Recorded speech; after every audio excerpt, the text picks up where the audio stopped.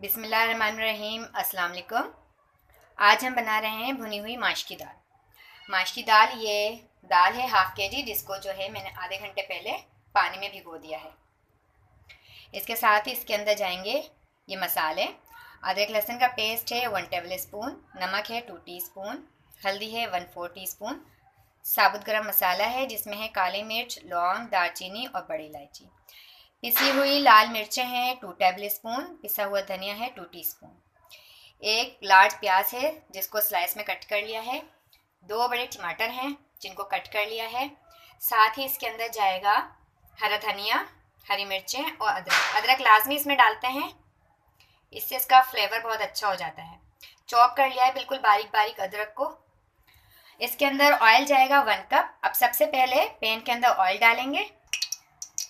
1 cup oil डाल दिया है। ऑयल गर्म हो गया है। अब इसके अंदर सबसे पहले डालेंगे साबुत गरम मसाला।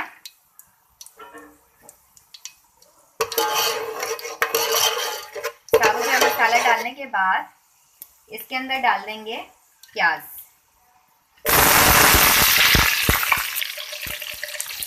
प्याज को हमने इसमें डाल दिया है। प्याज को इसमें फ्राई करेंगे।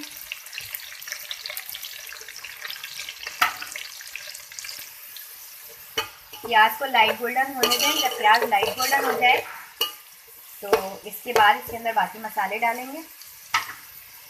सबसे पहले इसके अंदर डालेंगे टमाटर।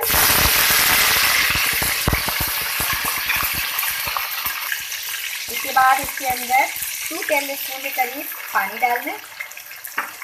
पानी इसलिए पहले डाल दिया कि अब हम जो अपने मसाले डालेंगे ताकि वो डालते के साथ जले नहीं।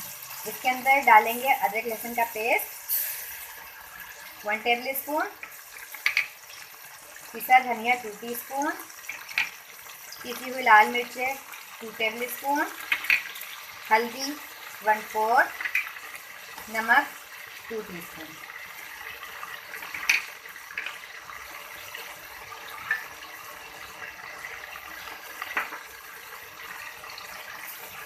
अब इसको अच्छी तरह से मिक्स करेंगे।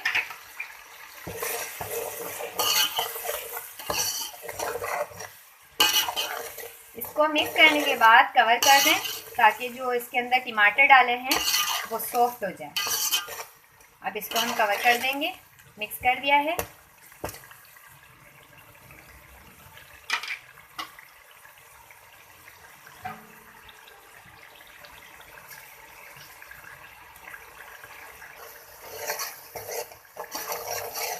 टमाटर और तमाम मसाले डालने के बाद इसको कवर कर दिया था।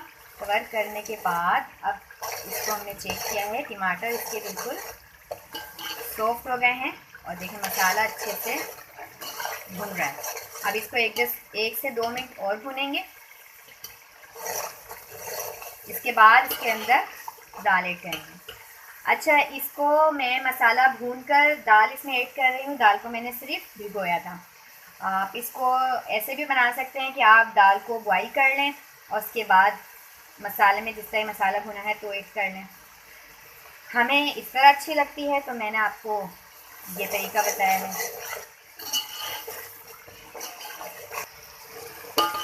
मसाला बहुत अच्छे से भुन गया है। अब इसके अंदर डालेंगे दाल।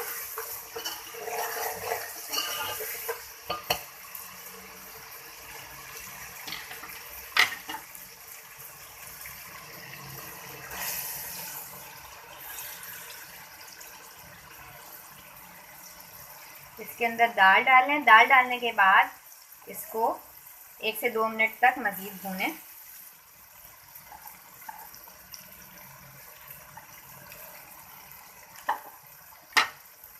दाल डाल दी मसाले में। अब मसाले के साथ इसको 1 से 2 मिनट के लिए भूनें।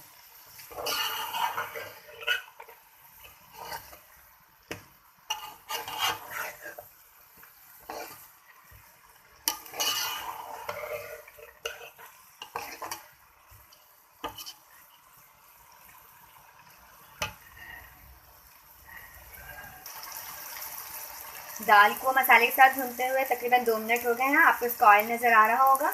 ये अच्छे से भुन गई है। अब इसके अंदर डालेंगे पानी।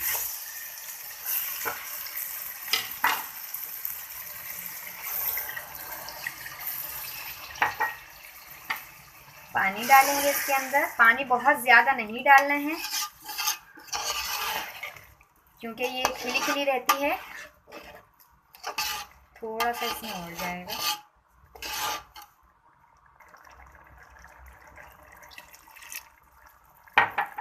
मैंने इसके अंदर डाला है 1.5 कप पानी। 1.5 कप पानी डाला है। अच्छा, एक वैसे बहुत अच्छा अंदाज़ है जो हमारी अम्मी ने बताया है कि जब चावल का भी ये होता है और दाल का भी होता है कि जब डालते हैं तो जब दाल है उसके अंदर तकरीबन पानी जो डालें तो वो इतना हो, पानी डालने के बाद ऐसे, लेकिन पानी डालने के फ़ौरन बाद आपने फिंगर से चेक कर लेना, यानी कि जब उसके अंदर जोश आ रहा है तो आप फिंगर उसमें डालो। अच्छा जी, इसके अंदर ये देखें बॉयल आ गया है। इसको अब कवर कर दें और कवर करके इसको पकने दें।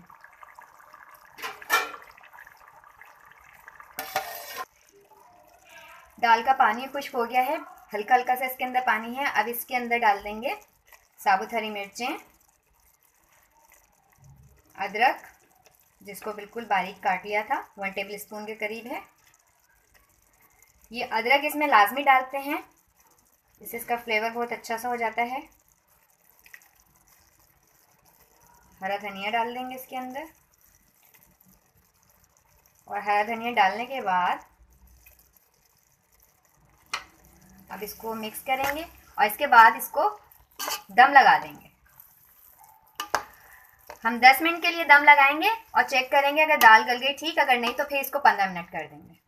इसको अब फ्लेम को स्लो करके कवर करके दम लगा देंगे।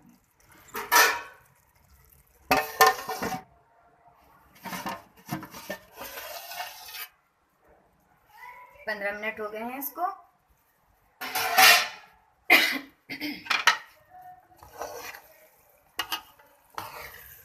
और दाल भी गल गई है। अच्छा, दाल को जब मैंने दम लगाया था तो इसको बिल्कुल ड्राई नहीं किया था, क्योंकि अगर इसको फिर हम दम लगाते तो नीचे से ये जलने का थोड़ा खतरा होता है इसका। अब ये देखें बिल्कुल गल गई है और खिलखिली भी है। फ्लेम को ऑफ कर दें।